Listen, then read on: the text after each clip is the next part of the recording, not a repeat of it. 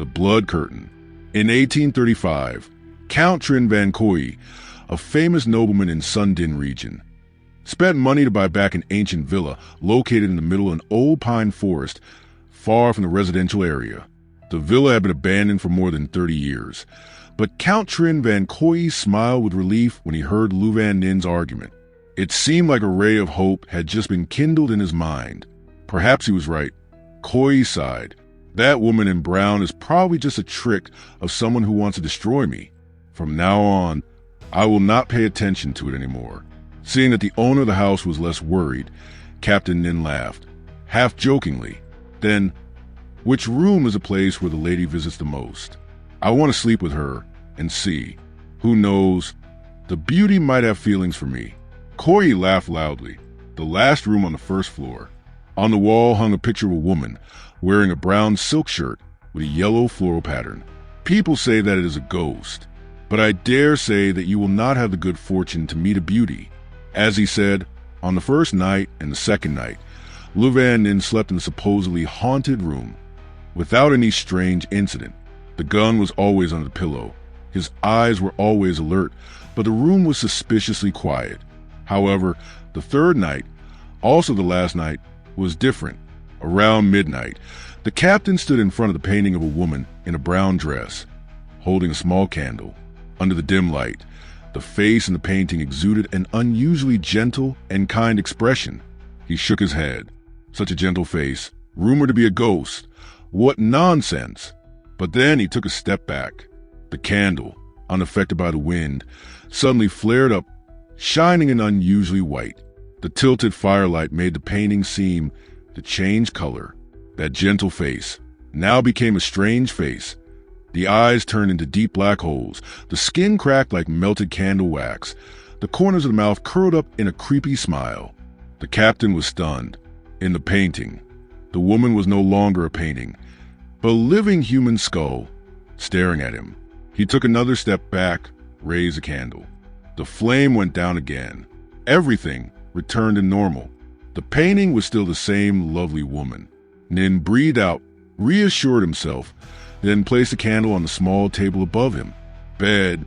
Began to take off his shirt to prepare for bed. But just as he finished changing his shirt, knock, knock. A light knock sounded on the door, regular and cold. He shivered slightly, but remained calm. Come in. The door opened a crack. The Count's two nephews appeared, smiling and inviting him to a room within a corridor to see the new hunting rifle he had just bought from London. The story seemed simple. Lu Van Ninh nodded, picked up the candle.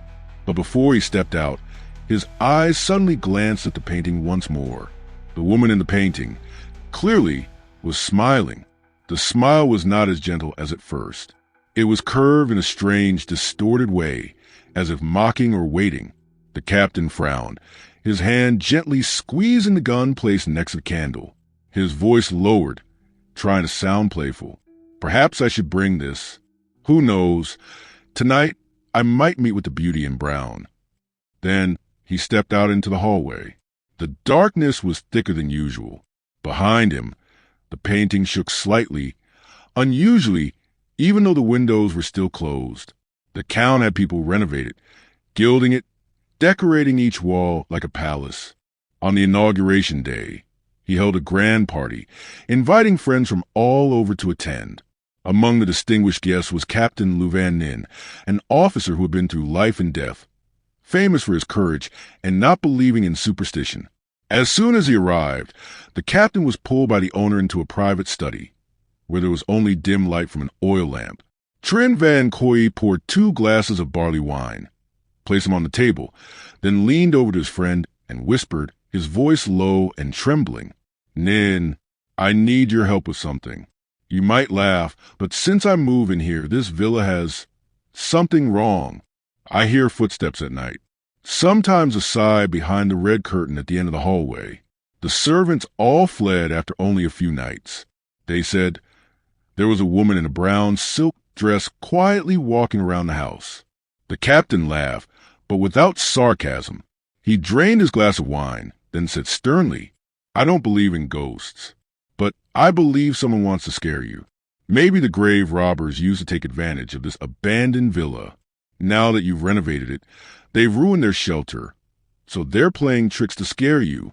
That night, Lu Van Nin asked to stay, guarding alone. He wanted to prove that the rumors were unfounded. Around midnight, he heard a soft creak like a door opening. He took an oil lamp and walked down the hallway. The flickering light shone on the red curtain at the end of the row, where the servants said they often saw shadows. Suddenly, the curtain moved slightly without any wind. From behind, a figure crept out, as silent as smoke. A woman in an old brown silk dress, her hair covering most of her face, walked barefoot on the cold tile floor. Each step she took made no sound, but left behind a trail of water. He pulled out his gun, but it didn't fire. Not a single bullet left the barrel. The woman turned around. Her face had no eyes. 2 deep black holes, as if burned away. She pointed at him. Her mouth opened, but there was no sound, only a stream of blood running up from her throat. The lights went out. The house was plunged into darkness. The next morning, the servant found the captain lying unconscious in the hallway, his eyes rolled back, his mouth repeating 3 words. "Don't open the curtains." He survived, but from then on he became mute. No one knew what he saw that night, except for the purple bruises on his neck, as if he had been strangled. Count Trinh Van Khoi left the villa a few weeks later. The house was once again shrouded in darkness and weeds. No one dared to touch the red curtain from then on. People around the area said that on foggy nights, if you stood outside the fence and looked into the upper floor, you would see a woman in brown standing in the middle of the window frame, gently lifting the curtains and looking straight at the person who was looking. Count Trinh Van Khoi smiled with relief when he heard Lu Van Nin's argument. It seemed like a ray of hope had just been kindled in his mind. Perhaps he was right. Khoi sighed. That woman in brown was probably just a trick of someone who wanted to destroy me. From now on, I won't pay attention to it anymore. See, the landlord was less worried. Captain Nin laughed, half jokingly. Then, which room is the place where the lady visits most often? I want to sleep together with her to see. Who knows? The beauty might have feelings for me. Khoi laughed loudly. The last room on the first floor. On the wall hangs a picture of a woman wearing a brown silk shirt with a yellow floral pattern. People say that it is a ghost, but I'm sure you won't have the good fortune to meet a beauty.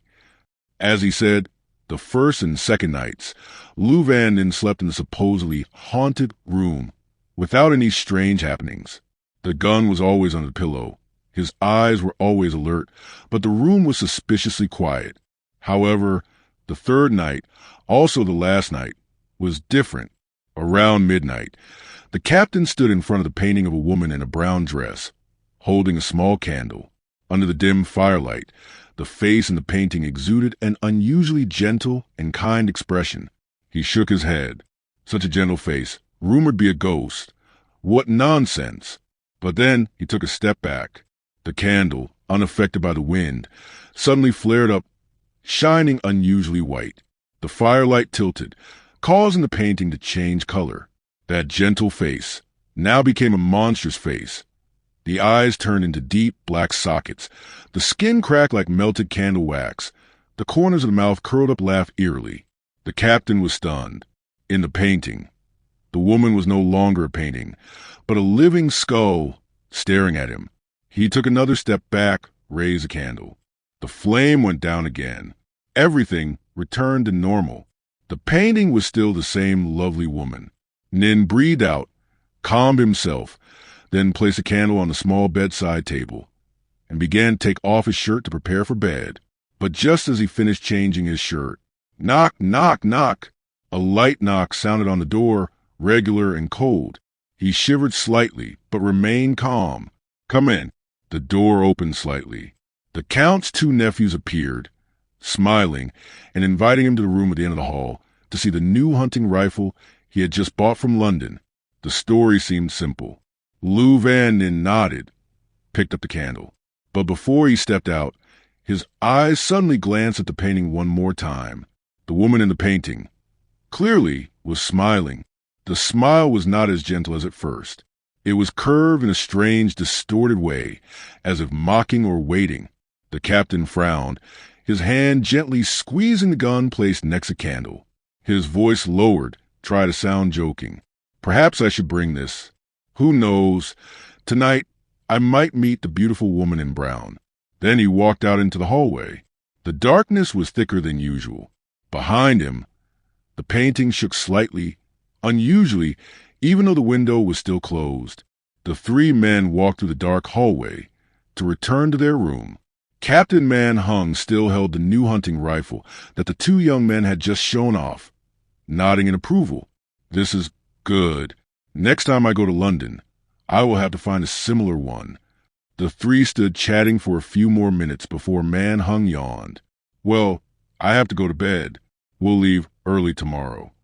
One of the Count's nephews chuckled. Let us take the captain back to his room. If we're not careful, we might be kidnapped by the brown-clothed beauty. The three of them chuckled lightly, walked out of the room, and followed the dark hallway. The hallway lights had long since been turned off in the large mansion.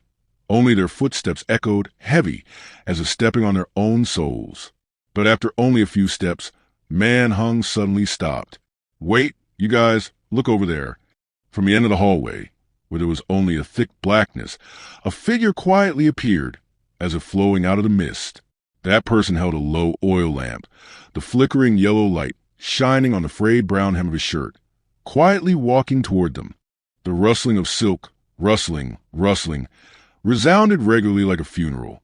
The woman's figure was both real and like smoke. The surrounding space suddenly became unusually cold, as if winter had just arrived in the middle of a summer night. All three men shivered, not because of the cold, but because of fear. No, it can't be a normal person, one of the two young men stammered. Man Hung, even though he had crossed forests and streams, still couldn't help but feel a chill down his spine. But instead of panicking, he grabbed the hands of his two nephews and pulled them into an empty room nearby. The door was strangely still ajar, as if it was waiting. The door was hastily closed, leaving only a small gap for them to observe outside.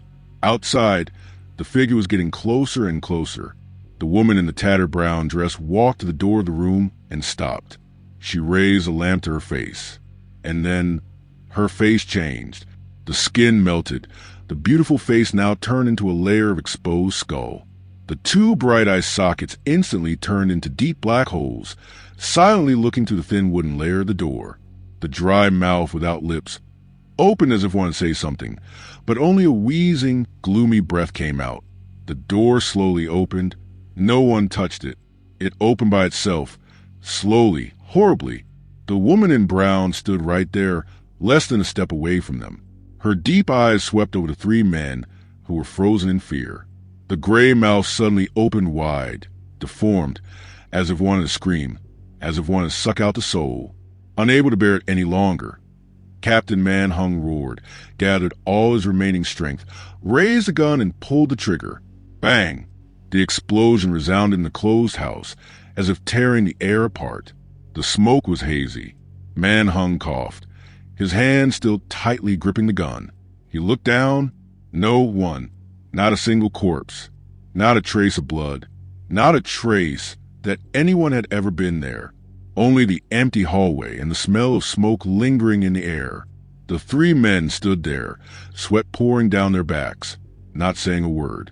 After a while, Man Hung whispered, "You guys saw it too, right? I'm not imagining it, right?" The two young men still hadn't recovered. One of them swallowed, then nodded slightly. "We all saw her." Man Hung fell silent. The picture of the woman in brown in his room, now like a delayed warning. One of the two young men trembled, his voice faltering. "If you saw what I just saw, oh my God, it's terrible." The other pointed the hallway, where the door opposite was. Look, there's a bullet hole in that door." The bullet had clearly gone through. Meng Xiong immediately turned his head to look. Sure enough, on the dark wooden door was a small round bullet hole, smoke still smoldering. That proved the bullet had hit something real. The thought sent a chill down his spine. "Go. Come back to the room with me," Meng Xiong said, his voice resolute. "My room has something to review. The two young men looked at each other, hesitated for a moment, then quietly followed. Their footsteps were as cautious as if they were entering a grave. All the noise in the house seemed to have disappeared. When the door was pushed open, a cold air rushed out as if someone had just left not long ago. Man Hung stepped in first, the candle flickering in his hand. The three of them looked around, then their eyes stopped on the painting of the woman in brown. One of the two young men staggered and almost fell, his face drained of color. The other had to quickly support him. Man Hung frowned, stepping closer to the painting. The candle was brought close to the canvas. The woman in the painting still had the familiar calm face, but he noticed an unusual detail. On the brown shirt right at the left chest, something was sparkling. He rubbed his eyes. It wasn't paint. It wasn't reflection. It was blood. A stream of bright red blood was seeping from the painting, slowly, thickly, right at the woman's heart. The blood dripped down, soaking into the lower part of the frame, creating a dark, wet streak. Impossible. Man Hung stepped back, whispering. When he turned his head towards the two young men, intending to call them out of the room, the sight before his eyes made his blood freeze. Both of them lay sprawled on the floor, motionless, not a sound, not a movement. Only their eyes were still wide open as if they had seen the last thing in their lives. The wind blew from somewhere, causing the red curtain at the end of the hallway to sway slightly. For a brief moment, Man Hung turned his head, and the woman in brown was standing there, in the flesh, no longer a painting. She did not approach, just stared, not blinking. A crooked smile gradually appeared. Thank you for listening to tonight's story. See you in next video.